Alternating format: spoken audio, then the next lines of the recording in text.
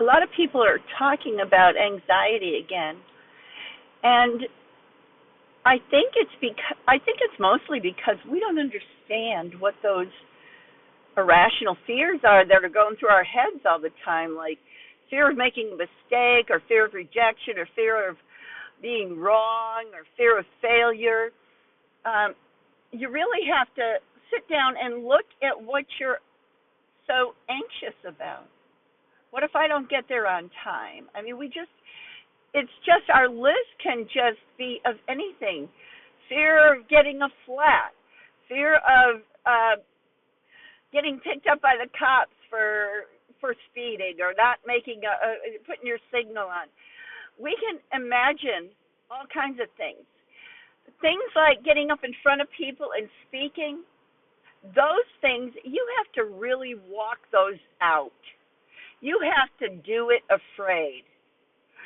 And that's about the only way I know of to get rid of that kind of a fear.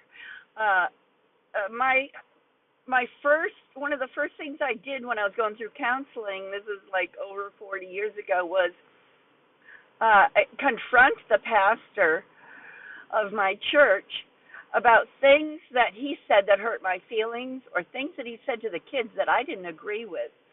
And God was like, you're going to go tell this person how you feel. And I didn't want to do it. My father was very controlling. They were both overweight. It's like they loved to throw their weight around, this pastor and my father. And I was terrified. And when I got there, I knelt next to the pastor's chair and prayed that I would say what God wanted me to say. And I said everything I wanted to say, and I left.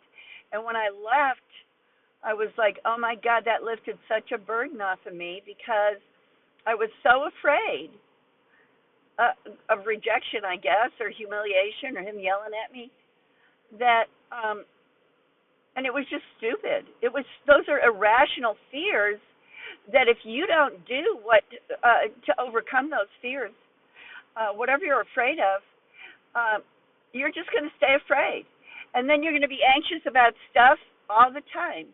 So walk out those fears that you can walk out, and they'll start to go away, and you won't feel like you're constantly burdened with anxiety. Fear and anxiety is the same thing.